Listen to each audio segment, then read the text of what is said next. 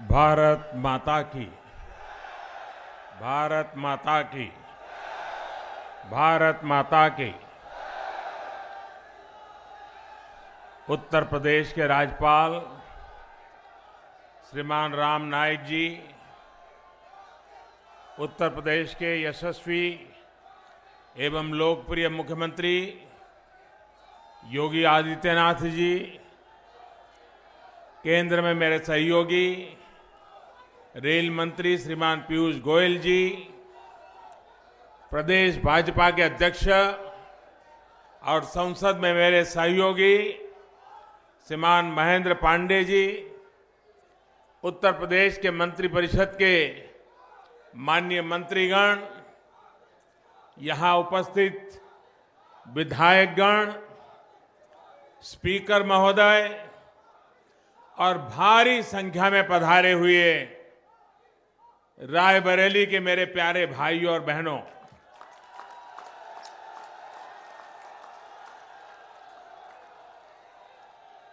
आज मैं उस भूमि पर हूं जिसने आध्यात्म से लेकर स्वतंत्रता संग्राम के आंदोलन और साहित्य से लेकर राजनीति तक देश के हर क्षेत्र में दिशा दिखाई है।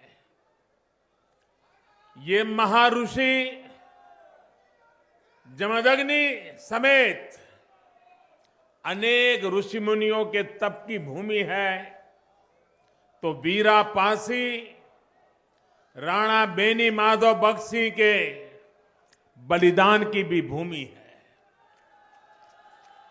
ये भूमि जायसी के अपनत्व की पर्याय है, तो इसी भूमि में महावीर प्रसाद द्विवेदी जी की रचनाओं ने आकार लिया है। इसी भूमि पर किसान आंदोलन के प्रणेता पंडित अमोल शर्मा हुए, तो इसी भूमि ने राजनारायण जी को भी आशीर्वाद दिया। मैं रायबरेली की इस महान और पुण्य भूमि को, यहां के लोगों को आदरपूर्वक नमन करता हूं। साथियों, गौरवमयी इतिहास से जुड़े इस क्षेत्र के विकास के प्रति केंद्र और उत्तर प्रदेश की भाजपा सरकार पूरी तरह से समर्पित है। इसी भावना के तहत थोड़ी देर पहले यहां 1000 करोड़ रुपए के प्रोजेक्ट्स का शिलान्यास और लोकार्पण किया गया है। सड़क, घर, मेडिकल कॉलेज जैसी वो सारी परियोजनाएं जिनका थोड़ी देर पहले लोकार्पण और शिलान्यास हुआ है, वो आप सभी के जीवन को सरल और सुगम बनाने में मदद करने वाला है। इन सभी सुविधाओं में के लिए मैं आप सबको हृदयपूर्वक बहुत बहुत बधाई देता हूं। साथियों, यहां आने से पहले मैं पास ही में बनी मॉडर्न कोच फैक्ट्री में था। मैंने इस फैक्ट्री में इस वर्ष बने 900वें डिब्बे को हरी झंडी भी दिखाने का मुझे अवसर मिला। जिस गति से अब वहां काम हो रहा है, वह सचमुच में बहुत ही सराहनीय है। पहले की सरकारों की क्या कार्य संस्कृति रही है, कैसे देश के साधनों संसाधनों के साथ अन्याय हुआ है, इसकी गवाही रायबरेली की रेल कोच फैक्ट्री भी है। आप सोचिए, ये फैक्ट्री साल 2007 में स्वीकृत हुई थी। मकसद था वर्ष में 1000 नए कोच बनाना। साल 2010 में ये फैक्ट्री बनकर तैयार भी हो गई, लेकिन उसके बाद 4 साल तक इस फैक्ट्री में कपूरथला से डिब्बे लेकर के उनमें पेंच कसने और पेंट करने का काम हुआ। जो फैक्ट्री नए डिब्बे बनाने के लिए थी, उसे पूरी क्षमता से कभी काम ही नहीं करने दिया गया।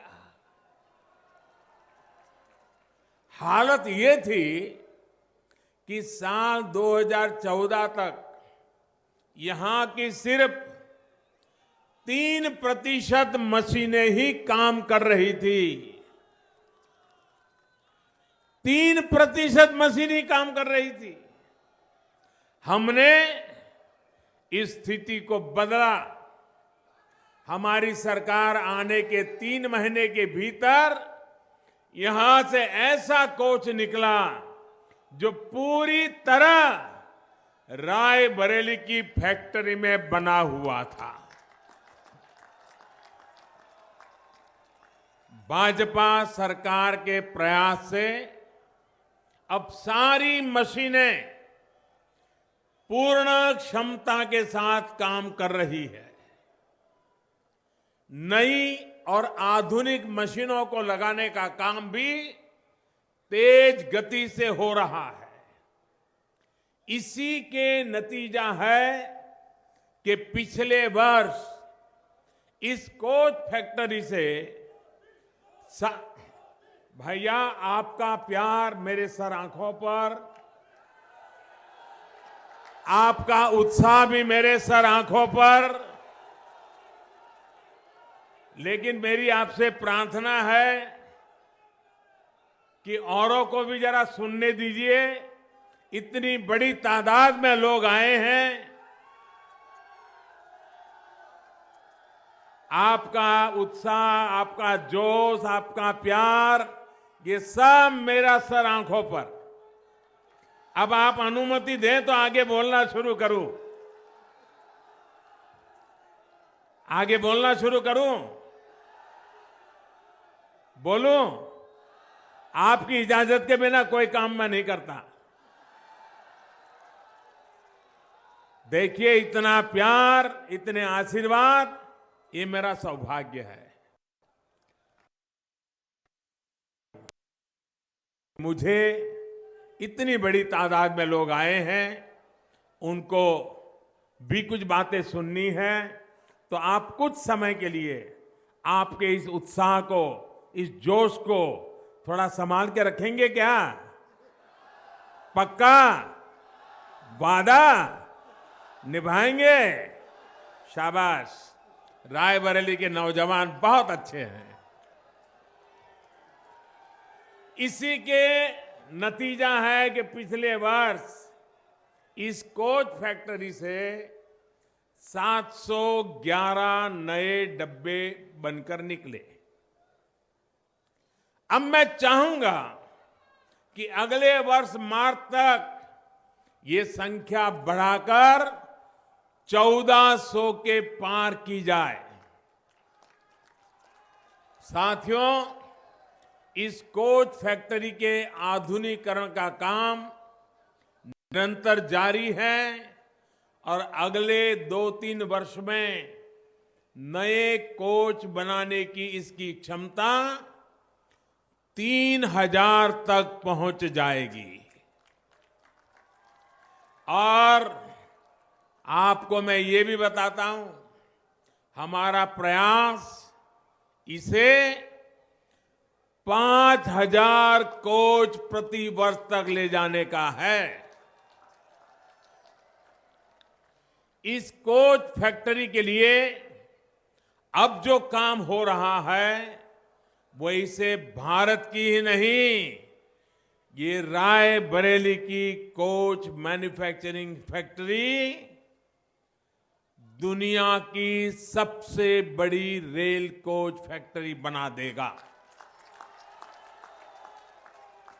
और भाइयों बहनों, मैं छोटा सोचने की आदत ही नहीं रखता हूं।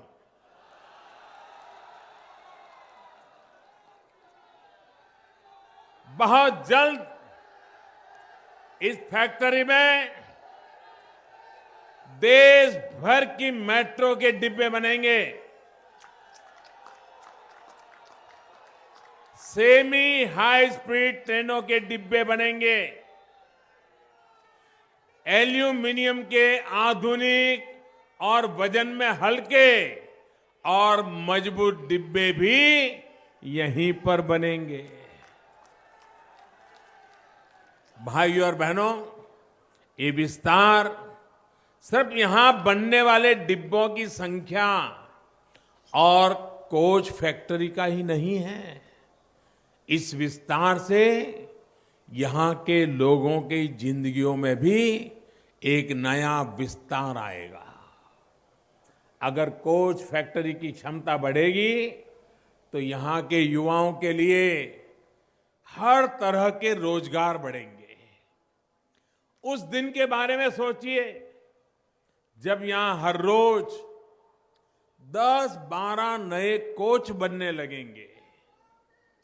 इस फैक्ट्री की क्षमता का विस्तार कामगारों, इंजीनियरों, टेक्नीशियनों, डिप्लोमा होल्डर्स के लिए भी रोजगार के नए अवसर लेकर के आएगा। इतना ही नहीं, राय बरेली के लघु और मध्यम उद्योगों को भी इसका लाभ मिलेगा। भाइयों और बहनों, साल 2014 से पहले इस रेल कोच फैक्ट्री के लिए राय बरेली के स्थानीय बाजारों से, स्थानीय व्यापारियों से 1 करोड़ रुपए से भी कम का सामान खरीदा जाता था। ये जरा चौंकाने वाली जानकारी आपको दे रहा हूं। बताऊं आपको? बताऊं? हमारी सरकार बनने से पहले इस फैक्ट्री को जो सामान लगता था, यहां लोकल लोगों से सिर्फ 1 करोड़ रुपए का सामान खरीदा जाता था। वहीं जरा सुनिए, वहीं भाजपा का सरकार बनने के बाद इस वर्ष अब तक 125 करोड़ रुपए का सामान रेल कोच फैक्ट्री के लिए यहां के स्थानीय व्यापारियों से खरीद चुकी है। अब जब फैक्ट्री का विस्तार होगा तो खरीद का भी आंकड़ा और बढ़ेगा। मुझे बताया गया है कि अब रेल मंत्रालय और यूपी सरकार मिलकर यहां एक रेल इंडस्ट्रियल पार्क भी बनाने जा रहे हैं। इस इंडस्ट्रियल पार्क के माध्यम से रेल फैक्ट्री को सामान की सप्लाई होगी और इसका सीधा फायदा यहां के लघु और मध्यम वर्ग के उद्योगों को मिलेगा। साथियों, आज एक और तथ्य मैं राय बरेली के लोगों के सामने रखना चाहता हूं। जब पहले की सरकार ने यहां पर रेल कोच फैक्ट्री का निर्माण किया, तय किया था, तो ये भी तय हुआ था कि 5,000 कर्मचारियों की नियुक्ति की जाएगी। ये पिछले वाली सरकार ने तय किया था और घोषणा की थी, मालाएं पहनी थी, जिंदाबाद के नारे भी लग चुके थे। लेकिन आप ये जानकर हैरान रह जाएंगे कि स्वीकृति इसके आधे पदों को ही दी गई। घोषणा 5,000 की और स्वीकृति उसके आधे की।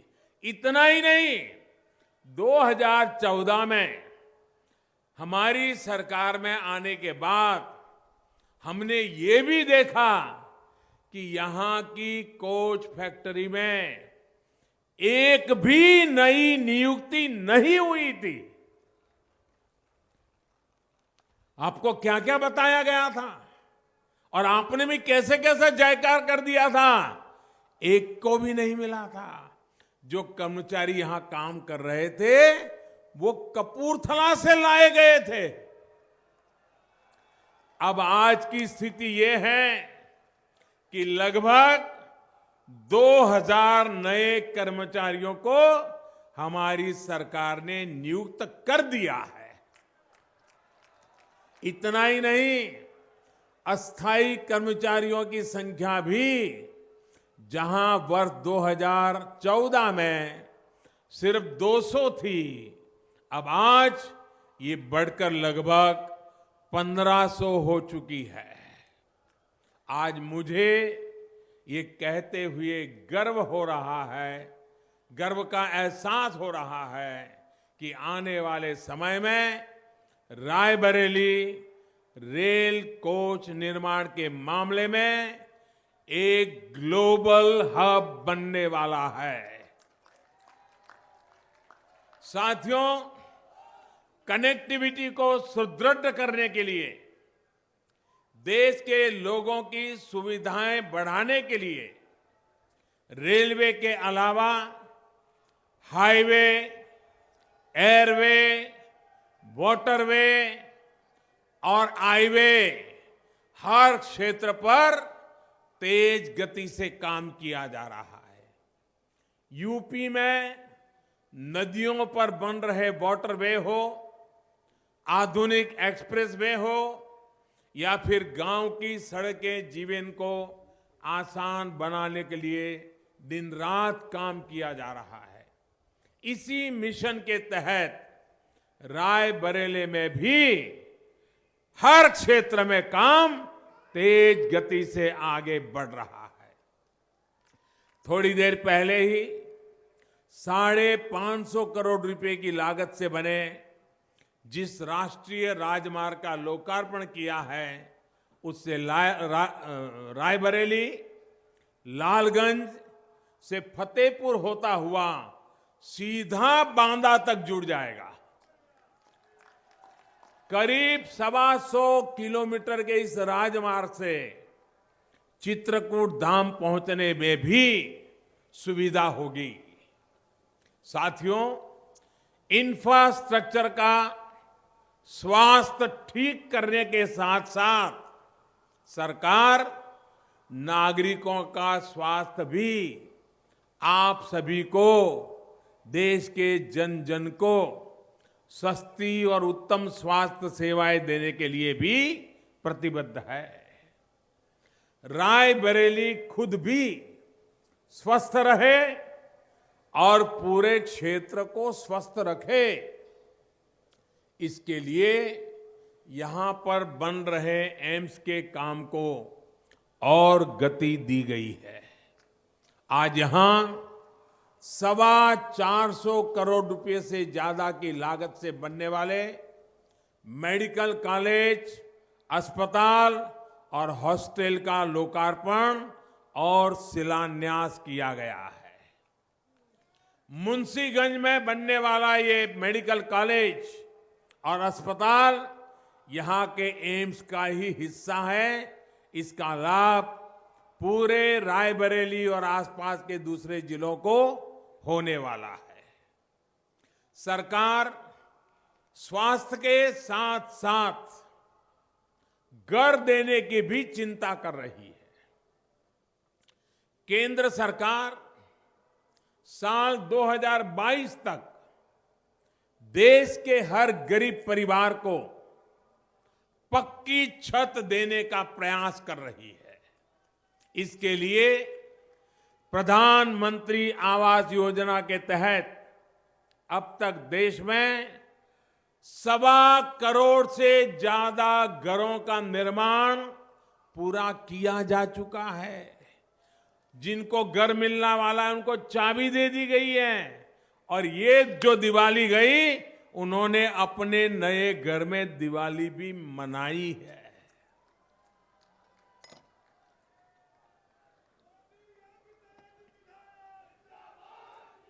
रायबरेली में भी जैसा अभी योगी जी ने बताया, अब तक 23,000 से भी ज्यादा घरों की चाबी मेरे गरीब परिवारों को, भाई बहनों को दी जा चुकी है।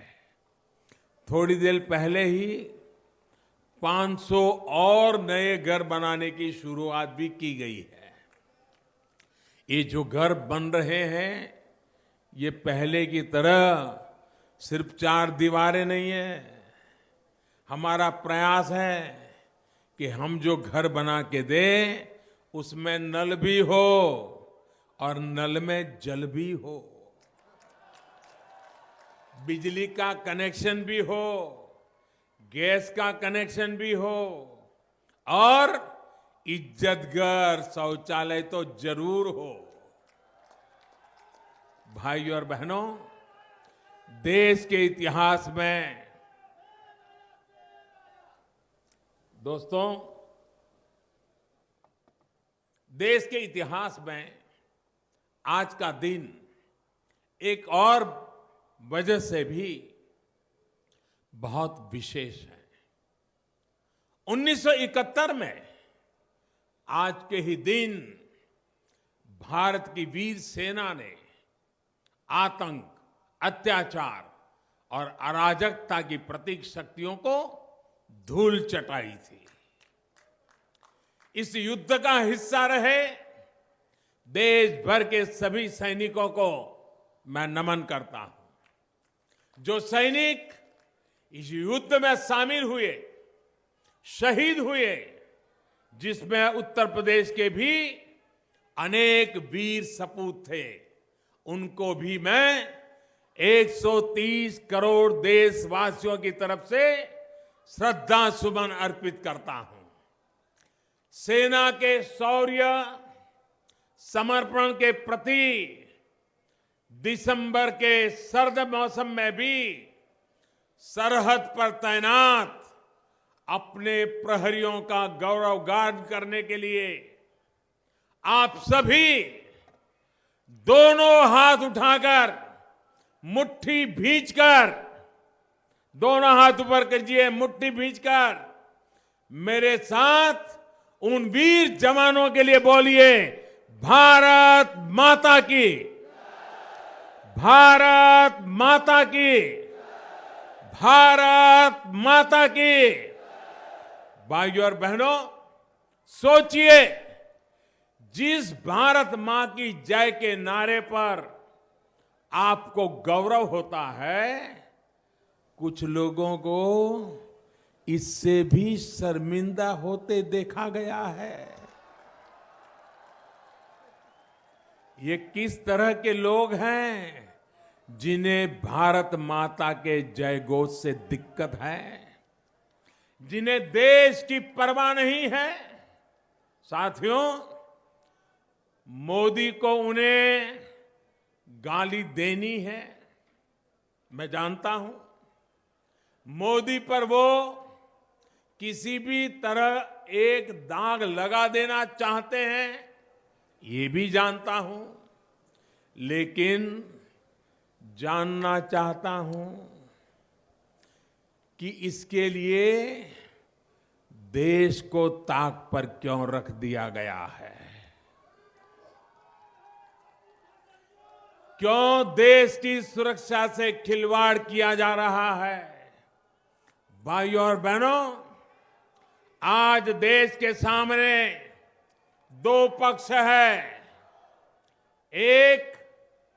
एक पक्ष सत्य का है, सुरक्षा का है, सरकार का है, जो हर तरह से कोशिश कर रही है कि हमारी सेना की ताकत बढ़े। दूसरा पक्ष उन ताकतों का है जो किसी भी कीमत पर देश को कमजोर करना चाहता है।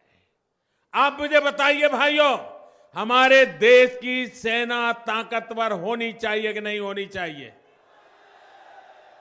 देश की सेना सामर्थ्यवान होनी चाहिए कि नहीं होनी चाहिए? सेना के हाथ में आधुनिक हथियार होने चाहिए कि नहीं होने चाहिए? आज देश ये देख रहा है कि कांग्रेस उन ताकतों के साथ खड़ी है, हमारे विरोधी उन ताकतों के साथ खड़े हैं जो हमारी सेनाओं को मजबूत नहीं होना देना चाहते। ऐसे लोगों की कोशिशों को किन किन देशों से समर्थन मिल रहा है, ये भी देश देख रहा है। क्या कारण है कि यहां ऐसी भाषा कुछ नेता बोल रहे हैं, तालियां पाकिस्तान में बजाई जा रही हैं? ऐसा क्यों हो रहा है?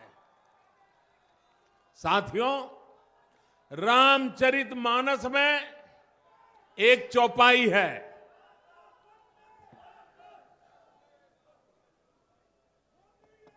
साथियों, रामचरितमानस में एक चौपाई है। गोस्वामी तुलसीदास जी ने लिखा है कि भगवान राम किसी का व्यक्तित्व समझाते हुए कहते हैं, जूठई लेना जूठई देना, जूठई भोजन जूठ चबेना। यानी कुछ लोग झूठ ही स्वीकार करते हैं, झूठ ही दूसरों को देते हैं, झूठ का ही भोजन करते हैं और झूठ ही चबाते रहते हैं। कुछ लोगों ने इन्हीं पंक्तियों को अपने जीवन का मूल मंत्र बना दिया है और इसलिए ऐसे लोगों के लिए देश का रक्षा मंत्रालय भी झूठा है, देश की रक्षा मंत्री भी झूठी है, भारतीय वायुसेना के अफसर भी झूठे हैं, फ्रांस की सरकार भी झूठी है। अब तो उन्हें देश की सर्वोच्च अदालत भी झूठी लगने लगी है। लेकिन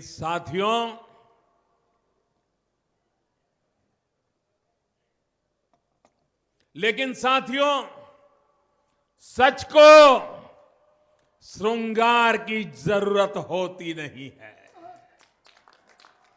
सच को श्रृंगार की जरूरत नहीं होती और झूठ चाहे जितना भी बोला जाए उसमें जान नहीं होती है।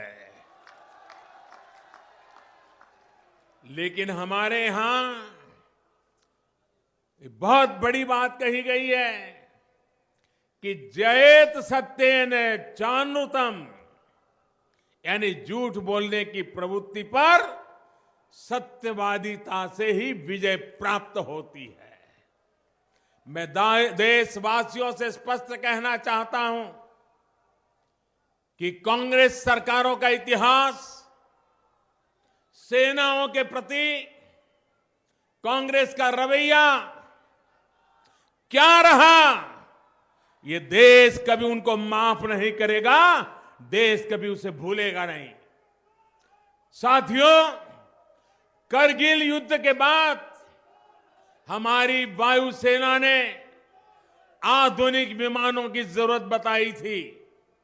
करगिल की लड़ाई के बाद, अटल जी की सरकार के बाद कांग्रेस ने 10 साल देश पर राज किया, लेकिन वायुसेना को मजबूत नहीं होने दिया। आखिर क्यों? किसके दबाव में? भाइयों और बहनों, रक्षा सौदों के मामले में कांग्रेस का इतिहास बोफोर्स घोटाले वाले क्वात्रोची मामा का रहा है। कांग्रेस सरकार के समय में हुए हेलीकॉप्टर घोटाले के आरोपी एक और अंकल क्रिश्चियन मिशेल को पकड़कर कुछ दिन पहले ही भारत लाया गया है और हम सभी ने ये भी देखा है कि कैसे इस आरोपी को बचाने के लिए कांग्रेस ने तुरंत अपना वकील अदालत में भेज दिया। मैं कांग्रेस से जानना चाहता हूं कि क्या वो इसलिए भड़की हुई है, झूठ पर झूठ बोल रही है, क्योंकि भाजपा सरकार जो रक्षा सौदे कर रही है उसमें कोई क्वात्रोची मामा नहीं है, कोई क्रिश्चियन मिशेल अंकल नहीं है। क्या इसलिए वो अब न्यायपालिका पर अविश्वास का माहौल पैदा करने में जुट गई है? न्यायपालिका को ही कटघरे में खड़ा करने में वो बराबर लगे हुए हैं।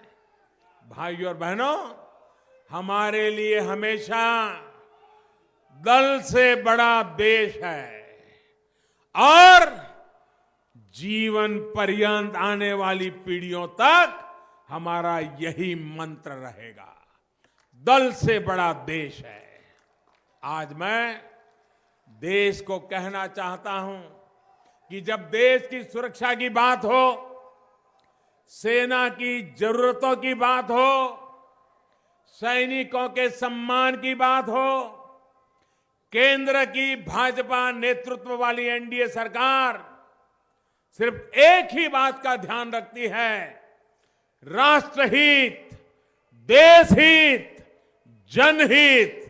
यही हमारी परवरिश है, यही हमारी सरकार के संस्कार है। हम पूरा प्रयास कर रहे हैं कि भारत की सेनाएं किसी से कम न हो। हमारे लिए जान की बाजी लगाने वाले सैनिकों को कभी दिक्कत न हो। आखिर मैं उस मां के प्रति भी तो जवाबदेह हूं जो अपना बेटा सीमा पर भेजती है। मैं उस बहन के प्रति भी तो जवाबदेह हूं जिसने अपना भाई बॉर्डर पर भेजा है। जो परिवार, जो बच्चे अपने पापा का इंतजार कर रहे हैं, उनके प्रति भी तो मेरी जवाबदेही है। जब तक हमारी सरकार है, जब तक मैं हूं, सरकार ऐसे लाखों करोड़ों परिवारों के प्रति जवाबदेह होगी, एक परिवार के प्रति नहीं। इसके लिए कड़े से कड़े फैसले लेना हो, हमारे कदम कभी पीछे नहीं हटेंगे। भाइयों और बहनों, हमारे जवानों की सुरक्षा के प्रति कांग्रेस का रवैया क्या रहा, ये मैं देश को फिर याद दिलाना चाहता हूं।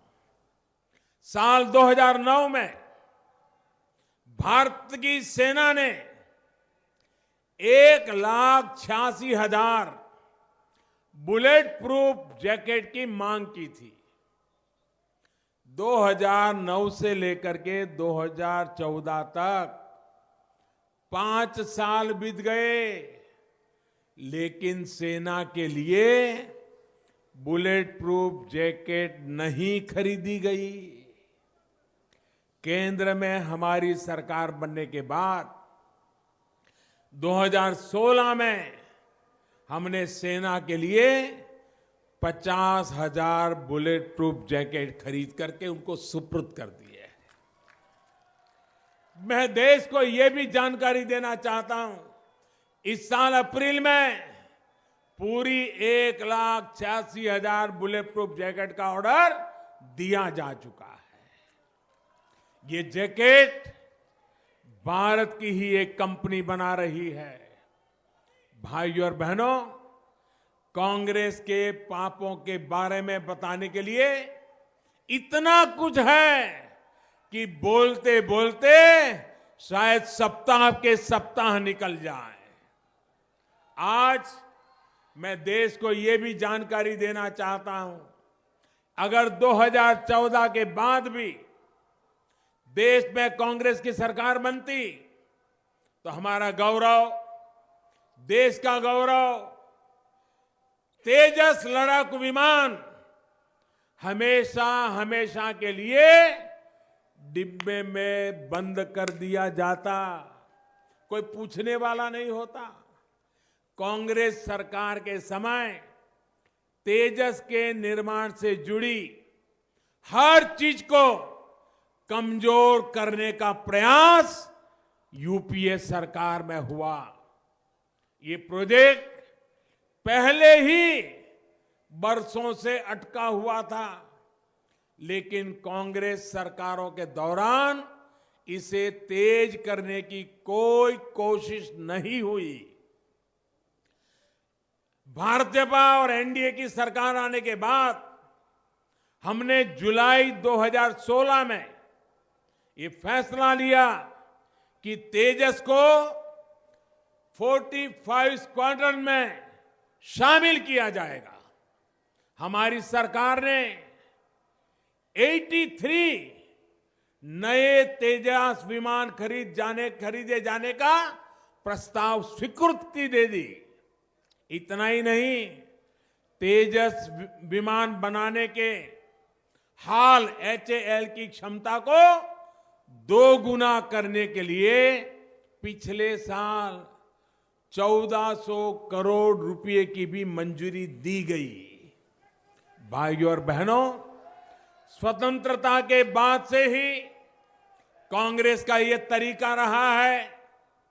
कांग्रेस सरकार के द्वारा किए गए हर रक्षा सौदे में कोई न कोई विदेशी मामा, कोई विदेशी अंकल, कोई चाचा, कोई भतीजा, कोई न कोई तो निकल आता है। और इसलिए जब पारदर्शिता और ईमानदारी से सौदे होते हैं तो कांग्रेस बौखला जाती है। एक तय रणनीति के तहत सेना पर ही धावा बोल देती है, सेना को कमजोर करने का प्रयास करने लगती है। साथियों, सेनाओं की मान मर्यादा वैसे भी कांग्रेस और उनके चेले चपाटों की कल्पना से परे है। जिस पार्टी के लोग हमारे सेनाध्यक्ष को गुंडा कहते हो और गुंडा कहने वाले को जहां पार्टी में ऊंचे पद पर बिठाया जाता हो, ऐसे लोगों से और क्या उम्मीद रखी जा सकती है। जिस पार्टी के लोग सर्जिकल स्ट्राइक पर सवाल उठाते हो, अपनी सेना से ज्यादा दुश्मनों के दावों पर ज्यादा भरोसा रखते हो, उससे क्या उम्मीद क्या की जा सकती है। जिस पार्टी के लोग मामूली रकम सिर्फ 500 करोड़ रुपए रख करके फौज की आंख में धूल झोंकने का हीन प्रयास करते हो और 500 करोड़ रुपए में 1 रैंक 1 पेंशन का झूठा दिलासा देकर के फूलमालाएं पहनने लग जाते हो, ऐसे लोगों से क्या उम्मीद की जा सकती है। 1 रैंक 1 पेंशन का विषय भी तो 40 साल से लटका हुआ था, इसे भी हमारी सरकार ने पूरा किया।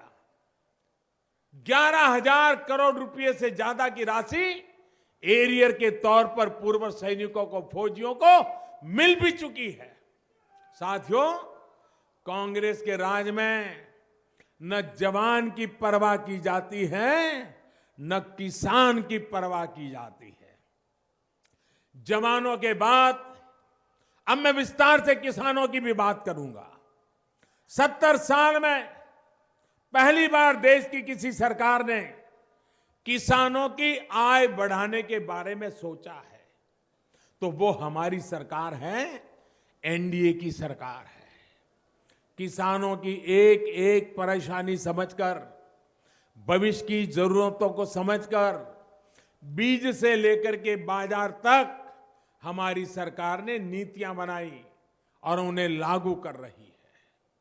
हम बहुत ईमानदारी से, बहुत परिश्रम से किसानों को खेती से जुड़े संकटों से बाहर निकालने का प्रयास कर रहे हैं। लेकिन देश के किसानों को कांग्रेस का इतिहास, उसकी नीतियां, उसकी सच्चाई, उसकी धोखाधड़ी कभी भी नहीं भूलनी चाहिए। कांग्रेस के पास इस बात का क्या जवाब है कि जब वो 10 साल तक सत्ता में रही तो क्या उसने स्वामीनाथन कमेटी की रिपोर्ट को लागू क्यों नहीं किया?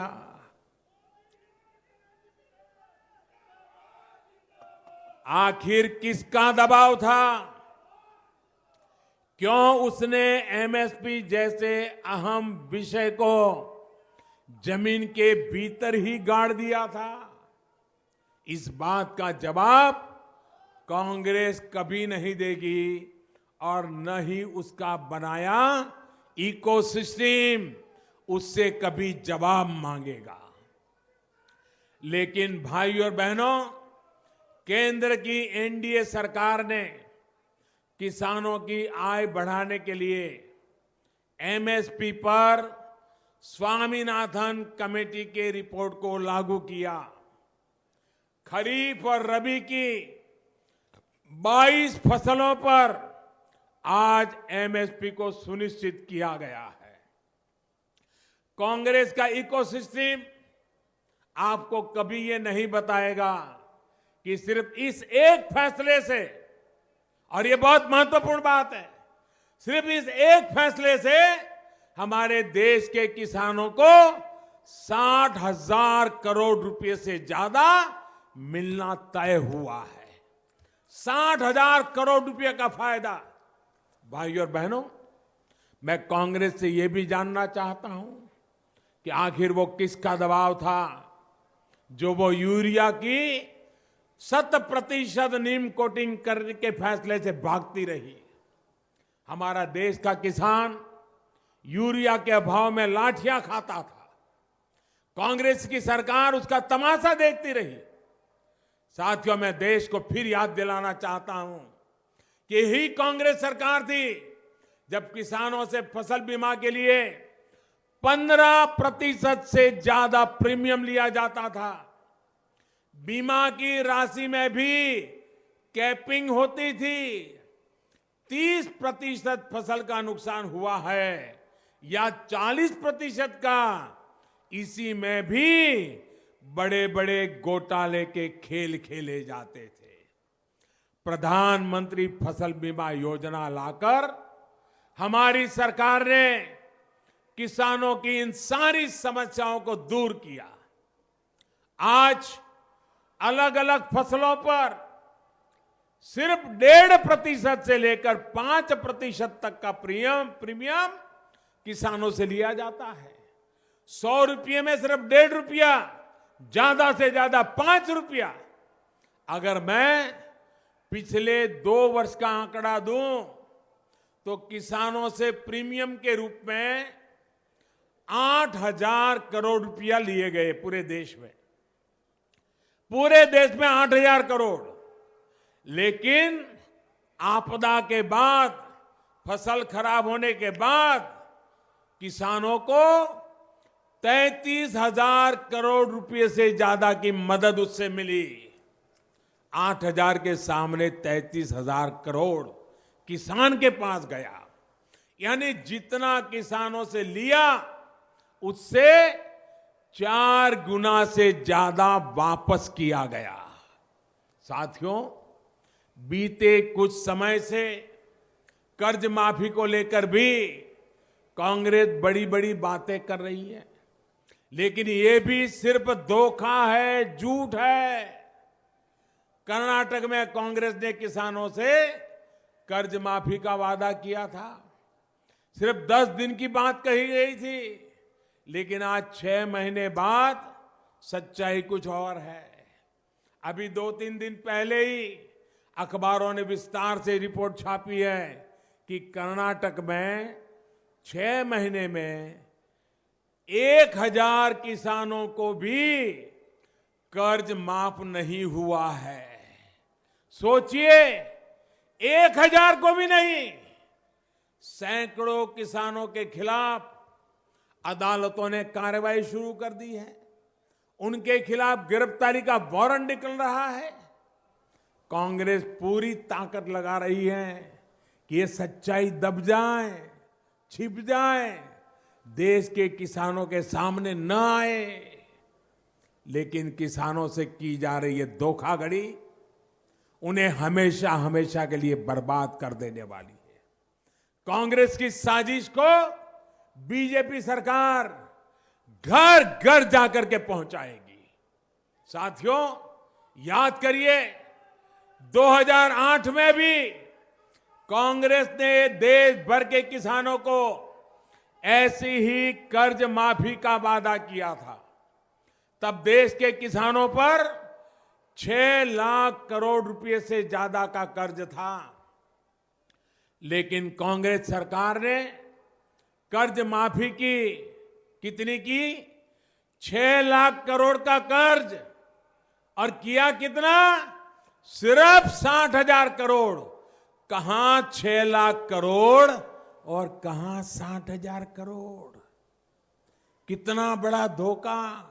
इतना ही नहीं, कर्ज माफी की आड़ में ऐसे 35 लाख लोग करीब करीब वो निकल आए जो कर्ज माफ कर दिया गया, लेकिन वे कर्ज माफी के हकदार ही नहीं थे, पिछले दरवाजे से रुपये मार गए। भाइयों और बहनों, खेती किसानी से जुड़ा कोई भी सेक्टर हो, कांग्रेस ने उसे मजबूत करने की और कभी भी ध्यान नहीं दिया। फूड प्रोसेसिंग हो, बीज की क्वालिटी में सुधार हो, एग्रीकल्चर रिसर्च हो, खेती से आय बढ़ाने वाले अन्य साधन हो, सिंचाई की व्यवस्था हो, जितना प्रोत्साहन इन्हें सरकार से मिलने चाहिए था वो कांग्रेस ने कभी नहीं दिया। आज सैकड़ों नए कृषि विज्ञान केंद्र खोलकर 17 करोड़ से ज्यादा सॉइल हेल्थ कार्ड देकर फूड प्रोसेसिंग में 100% एफडीआई करके देश भर में सैकड़ों नए स्टोर हाउसेस खोलकर पूरी सप्लाई चेन को मजबूत करके किसानों का खर्च कम करने और फसल की उचित कीमत दिलाने का प्रयास किया जा रहा है। साथियों, सरकार चाहे केंद्र की हो या फिर योगी जी की अगुवाई वाली यूपी की सरकार, हमारा एक ही मंत्र है, सबका साथ सबका विकास। इसको सुनिश्चित करने के लिए दिन रात हम लगे हुए हैं। यहां रायबरेली में भी 8 लाख लोगों के बैंक खाते खोले गए हैं। 2.25 लाख महिलाओं को मुफ्त गैस कनेक्शन दिया गया है। लगभग 55,000 घरों को मुफ्त बिजली कनेक्शन देकर रोशन किया गया है। आप सभी का अभूतपूर्व सहयोग सरकार के प्रयासों को शक्ति दे रहा है। आपके सहयोग की यह शक्ति है कि सामान्य से सामान्य मान के जीवन में सकारात्मक परिवर्तन लाने में हम सफल हो पा रहे हैं। आने वाले समय में सरोकार और सहयोग की इस भावना को हम और मजबूत करना है, मिलकर के करना है। रायबरेली समेत पूरे उत्तर प्रदेश के तेज विकास के लिए हर स्तर पर हमें मिलकर आगे बढ़ना है। इसी विश्वास के साथ एक बार फिर तमाम विकास परियोजनाओं के लिए आप सभी को बहुत बहुत बधाई देता हूं। आप यहां भारी संख्या में हमें आशीर्वाद देने पहुंचे, इसके लिए भी मैं आप सबका हृदय से धन्यवाद करता हूं। मेरे साथ जोर से बोलिए, भारत माता की, भारत माता की, भारत माता की। बहुत बहुत धन्यवाद।